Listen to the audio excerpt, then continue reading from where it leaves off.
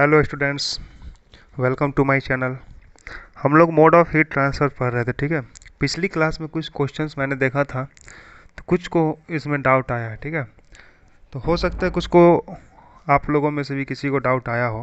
Okay, तो इसको हम लोग आज फिर से बनाने वाले हैं। मतलब इसको थोड़ा सा एक्सप्लेन कर देता हूँ। हो सकता है पिछली क्लास में मैंने थोड़ा कम एक्सप्लेन किया था टाइम का, ठीक है। तो चलो आज बता देता हूँ, डायरेक्ट स्टार्ट करते हैं बिना टाइम गंवाए हुए। ओके, देखिए क्वेश्चन ये था, दो सेम रॉड था, ठीक है।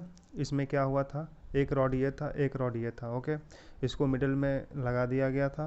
उसके बाद थर्मल करंट इसमें पूछा गया था। तो हमने क्या किया था, ये पूरा एक रॉड है लेकिन इसको दो मान लिया था मैंने। ऐसा क्यों किया था, क्योंकि ये जंक्शन वाला जो टेम्परेचर अगर हमको पता चल जाए, है ना, क्योंकि इसका पता है, इसका पता है, इसका पता है, बस इसका अगर पता चल जाए तो ये रॉड के अलोंग भी हमको टेम्परेचर पता चल जाएगा। ओके, ये बात थी।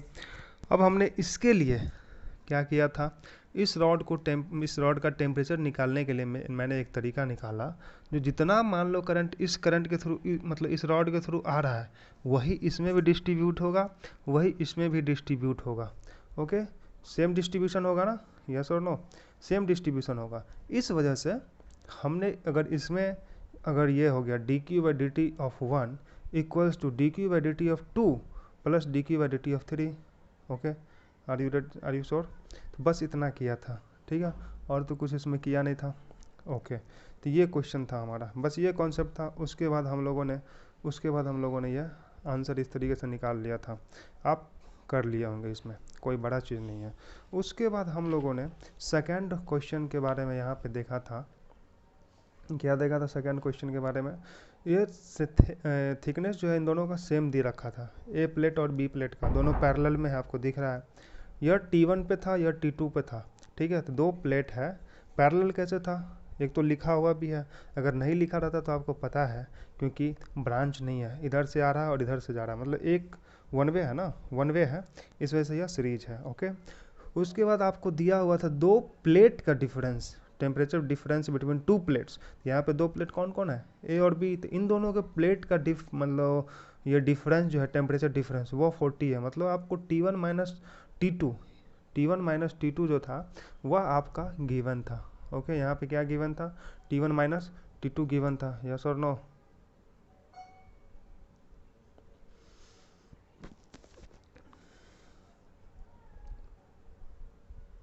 Okay, am I audible? Okay, तो T1 माइनस T2 जो है यह आपका 40 दिया हुआ है, यह आपका 40 दिया हुआ है अकॉर्डिंग टू क्वेश्चंस। ओके, उसके बाद मैंने इसमें क्या किया, जितना हीट जो है इसमें आएगा उतना ही जाएगा, ये तो हम लोग शुरू से देखते आ रहे हैं। तो D Q by D T of A is equals to D Q by D T of B, और D Q by D T का फॉर्मूला क्या है, minus K A D T upon T X. वहीं से formula मैंने निकाला था, के ए upon L T1 minus T2। उसके बाद इन सब को सॉल्व कर दिया था, इस तरीके से हमारा आंसर आ गया था। इसमें क्या था, इसको आप जो सॉल्व करोगे और T1 माइनस T2 का वैल्यू 40 दिया हुआ है, तो T1 is equal to what, 40 plus T2। तो T1 की जगह 40 प्लस T2 आप कर लीजिएगा। ओके, क्योंकि यहाँ पे तीन वेरिएबल है, एक तो T0 है, एक T1 है, एक T2 है। तो आपको दो वेरिएबल रहेगा तभी तो आप निकाल पाओगे ना। तो T0 तो कुछ कर नहीं सकते, वो निकालना ही है हमको। तो T1 की जगह आप 40 प्लस T2 रख दीजिए, या फिर T2 की जगह T1 माइनस 40 रख दीजिए। ओके, बस ये तरीका है। ओके, निकल जाएगा। उसके बाद हमने आपको विडमान उसके बाद विडमान फ्रॉन्ज लॉ के बारे में मैंने बताया था। ओके, ये सब हम लोग बात कर लिया था हम लोगों ने इसके बारे में, यस और नो? उसके बाद हम लोगों ने कॉन्वेक्शन के बारे में पढ़ा था, व्हाट इज़ कॉन्वेक्शन, ये सब के बारे में बेसिक्स मैंने पहले भी बता रखा है, तो इसलिए सबको रिवाइज नहीं करवा रहा मैं। उसके बाद थर्मल रेडिएशन मैंने स्टार्ट किया था, ये सारा का सारा। ओके, चलिए, तो इतना सारा था। क्वेश्चन में थोड़ा कुछ डाउट आया था, तो इसलिए मैंने सोचा इसको रिवाइज करवा देता हूँ। ओके, तो यहाँ तक मैंने पढ़ रखा था। उसके बाद ये भी हम लोगों ने देख रखा था, EM वेव वाला, है ना, EM वेव वाला देख रखा था, इसका स्पेक्ट्रम कैसा होता है, ये आपको रेंज याद रखना पड़ेगा। उसके बाद इसमें मोस्ट इंपॉर्टेंट आपको यहाँ पे ये बताया था, जो वेवलेंथ जो होता है, अगर टेम्परेचर बढ़ाओगे तो वेवलेंथ घटेगा, बस ये याद रखना था। और येलो और ग्रीन के बीच में क्या आ रहा था, वाइट कितना डिग्री सेंटीग्रेड पे, 16 डिग्री सेंटीग्रेड पे। उसके बाद नेचर ऑफ सरफेस, ये जो सरफेस है ये मान लो क्यू आया, क्यू आर गया, रिफ्लेक्ट आर हुआ, टी ट्रांस ये हो गया, ठीक है, ट्रांसमिट हो गया। और ये जो हो रहा था ये यहाँ से यहाँ तक जो एब्जॉर्ब हुआ, ये सरफेस ने एब्जॉर्ब कर लिया, ठीक है। ये यहाँ पे क्यू ए है, ठीक है, ये समझ गए थे आप लोग। उसके बाद हम लोगों ने कुछ डेरिवेशन टाइप से किया था, यस और नो, ये सब हम लोगों ने बात किया था, ये सब हम लोग बात कर रहे थे। और ये इसी के बेसिस पे 3 केस बना दिया था हम लोगों ने, 1 2 3। इसको परफेक्टली रिफ्लेक्टिव बोला था, क्योंकि मिरर आपका रिफ्लेक्ट करता है, आपको भी पता है, तभी तो हम लोग देख पाते हैं ना चेहरा अपना फेस। तो रिफ्लेक्शन हो रहा है, परफेक्टली रिफ्लेक्टिव कब होगा, खुद सोचो। देखो स्नो जो होता है मतलब ये, वो भी रिफ्लेक्शन करता है, ठीक है। लेकिन आइडियल मिरर अगर हम मानते हैं, आइडियल मिरर, मिरर का मतलब नॉर्मल मिरर, आइडियल अगर उसको कर देंगे तो इसका मतलब ये है, अगर 100 उस पर रेडिएशन गया है तो वह 100 का 100 रेडिएट कर देगा, मतलब रिफ्लेक्ट कर देगा, ठीक है। तो इसलिए हम लोगों ने आइडियल मिरर को इसमें रखा है परफेक्टली रिफ्लेक्टिव सरफेस में। अगर मान लो आइडियल ब्लैक बॉडी होगा तो वह पूरा का पूरा क्या करता है, एब्जॉर्ब कर लेता है, पूरा का पूरा एब्जॉर्ब कर लिया तो रिफ्लेक्ट और ट्रांसमिट कितना करेगा, 0। So simple. उसके बाद हम लोगों ने ट्रांसमिट ये वाला देखा था, वैक्यूम जो होता है, वैक्यूम वो परफेक्टली ट्रांसमिटिव सरफेस होता है। उसमें आप जब डालिएगा ना, जो भी रेडिएशन है उसके थ्रू अगर पास करवाइएगा तो वो ट्रांसमिट कर देगा, क्या कर देगा, वो ट्रांसमिट कर देगा, ठीक है। This is the perfectly transmittive surface. Okay, are you so, यहाँ तक आप लोग समझ गए होंगे आई थिंक। चलो, तो यहाँ तक तो हम लोगों ने पिछली क्लास में देखा था दोस्तों। आज जो है हमारा topic that is the some definition. तो डेफिनेशन से स्टार्ट करते हैं, क्योंकि यह भी थोड़ा सा इम्पोर्टेंट होने वाला है आपका, ठीक है। इसलिए आप इसको भी ध्यान से देखिएगा, ध्यान से पढ़िएगा। अब इसमें कुछ डेफिनेशन है। पहला डेफिनेशन है एब्जॉर्प्टिव पावर। आपको याद होगा हम लोगों ने कुछ यहाँ पे थोड़ा सा फोर्स दिया था, है ना, पिछले क्लास में। वो इसी के लिए दिया था, ताकि आपको यहाँ पे समझने में ज़्यादा प्रॉब्लम ना है। एब्जॉर्प्टिव पावर मतलब मान लो 100 दे रहे हैं, उसमें से कितना एब्जॉर्ब कर लिया, वही तो उसका पावर हुआ ना। तो वही किया गया, small A is equal to, हमने क्यू ए एब्जॉर्ब किया कितना में, क्यू में। क्यू क्या है, टोटल इंसिडेंट रेडिएशन है, ठीक है, जो हमने डाला है उस पर, ठीक है, सरफेस पे, और यह एब्जॉर्ब किया सरफेस ने, तो वो हो गया क्यू ए। और ये किसके लिए होता है, कोई सा भी रेडिएशन के लिए जिसका वेवलेंथ 0 से लेके इनफाइनाइट एंगस्ट्रम तक है, ठीक है, for 0 angstrom to infinite angstrom. और ये समझ गए होंगे। ओके, तो 0 से इनफाइनाइट एंगस्ट्रम के लिए जो है that is the absorptive power. Okay, एक टर्म आता है स्पेक्ट्रल। स्पेक्ट्रल जब भी लगेगा इसका मतलब एक पर्टिकुलर वेवलेंथ का बात हो रहा है। अगर ये लैम्डा लग रहा है मतलब स्पेक्ट्रल एब्जॉर्प्टिव पावर हो रहा है, तो एक पर्टिकुलर वेवलेंथ का बात हो रहा है। ओके, अब देखिए एब्जॉर्प्टिव पावर में कुछ समझ लेते हैं। ए इसको रिप्रेजेंट किया जाता है स्मॉल ए से, और क्यू ए अपॉन क्यू है, यहाँ तक तो कोई प्रॉब्लम नहीं है। यह यूनिट लेस होगा, खुद सोचिए, क्यू ऊपर भी है, क्यू नीचे भी क्यू है, तो यूनिट लेस ऐसे भी होने वाला है। अब जनरल बॉडी के लिए अगर आप बात करें, जनरल बॉडी या ग्रे बॉडी के लिए, तो उसके लिए 0 से बड़ा होता है ए का वैल्यू, यह ए है, और 1 से छोटा होता है, ठीक है। तो ये हो गया हमारा जनरल बॉडी के लिए। अब बताओ आइडियल ब्लैक बॉडी। अब आइडियल ब्लैक बॉडी जो होता है उसके लिए ये एब्जॉर्प्टिव पावर जो होता है वो 1 होता है। मतलब उस पर जब डालोगे आइडियल ब्लैक बॉडी पे, तो पूरा का पूरा एब्जॉर्ब कर लेता है, ठीक है। तो इसलिए हम लोगों ने यहाँ पे ए का वैल्यू 1 रख दिया है। और ये ए जो है वो किस पे डिपेंड करता है, नेचर ऑफ सरफेस पे, नेचर ऑफ सरफेस पे डिपेंड करता है, ये ध्यान रखना है। अब देखिए स्पेक्ट्रल मैंने बोला था एक पर्टिकुलर वेवलेंथ का लिए मतलब पर्टिकुलर वेवलेंथ का बात होगा, तो उसके लिए स्पेक्ट्रल वर्ड यूज करते हैं। तो स्पेक्ट्रल एब्जॉर्प्टिव पावर जो है that is A lambda. A lambda क्या होता है, तो क्यू ए लैम्डा, बस वही लैम्डा लगा दीजिए, वहाँ जो था क्यू ए तो वहाँ पे क्यू ए लैम्डा लगा दीजिए। ओके, तो Q A lambda upon Q of lambda two amount of amount of absorb radiation for lambda angstrom.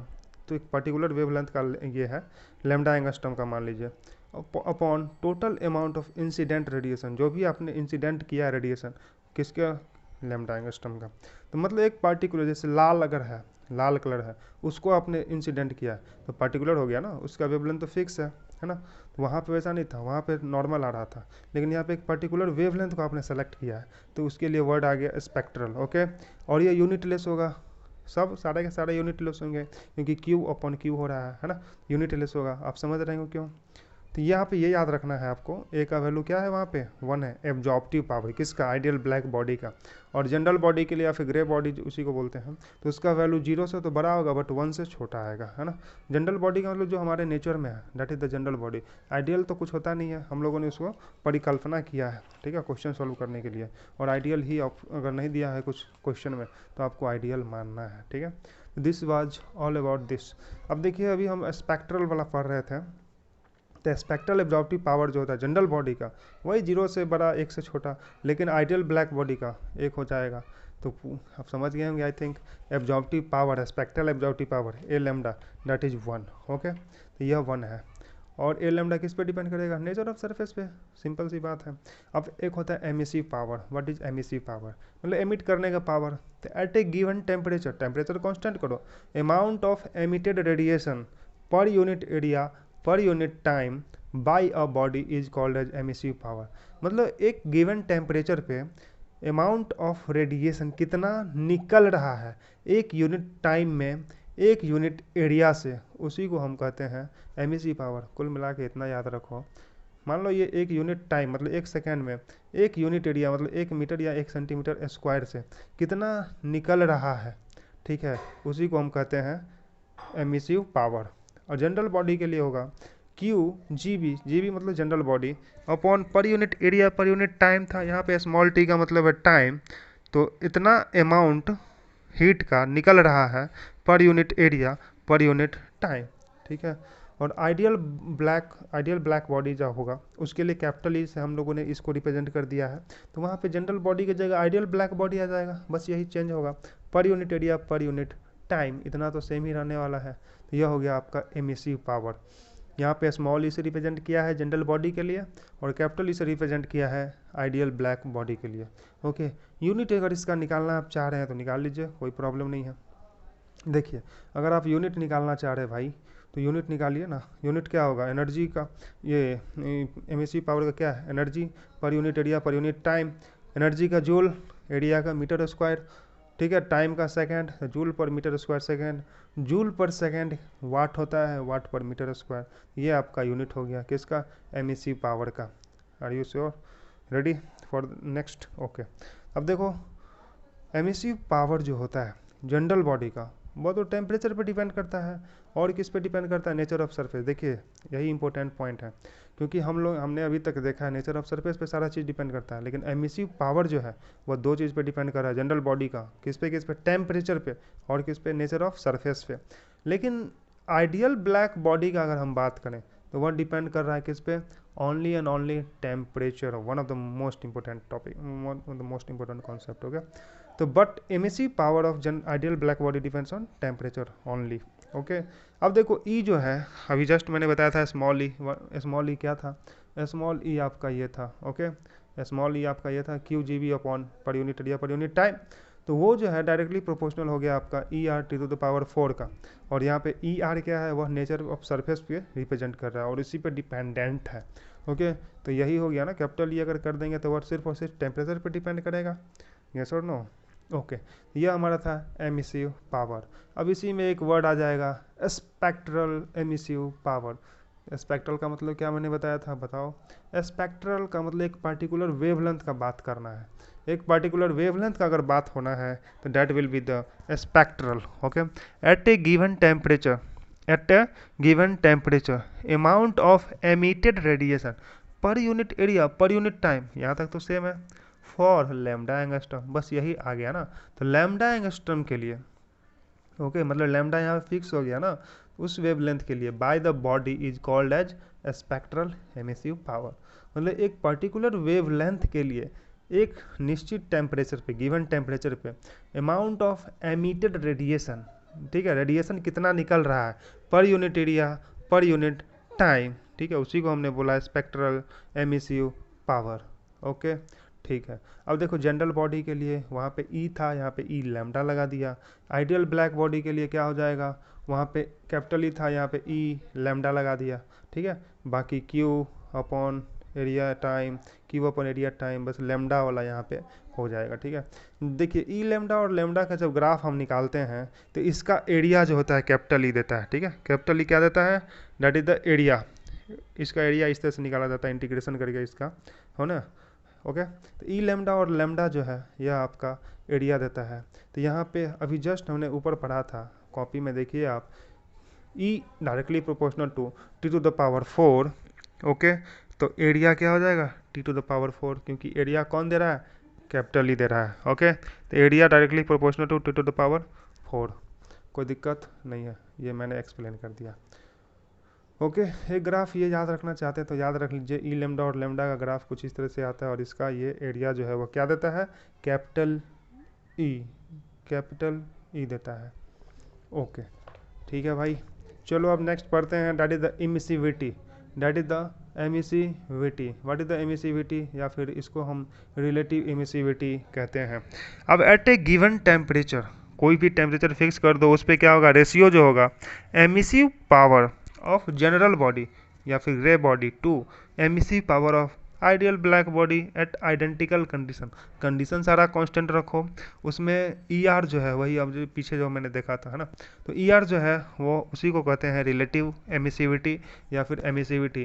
तो टेम्परेचर कांस्टेंट कर दो तो उस पर ये एमिसिव पावर जो है किसका, जनरल बॉडी का और ये आइडियल ब्लैक बॉडी का, तो दोनों जो है इनका रेशियो क्या हो जाएगा, ये हो जाएगा, ठीक है, कांस्टेंट हो जाएगा। At a given temperature ratio of emissive power of G मतलब small E to emissive power of ideal black body that is capital E at identical condition is constant, यही लिखा हुआ है, यही है एमिसिविटी, ओके। अब जनरल बॉडी के लिए मैंने पीछे बताया था ई आर का वैल्यू 0 से बड़ा और 1 से छोटा, और आइडियल ब्लैक बॉडी के लिए ई आर जो है that is the 1, ideal black body के लिए ई आर का वैल्यू क्या है, 1 है, ठीक है। और जनरल बॉडी के लिए 0 से बड़ा और 1 से छोटा, और यहाँ भी ई आर यूनिट लेस होगा, क्यों होगा सोचो, क्योंकि दोनों का तो भाई सेम ही चीज़ है ना, इसलिए यूनिट लेस हो जाएगा। अब हम लोग बात करेंगे आइडियल ब्लैक बॉडी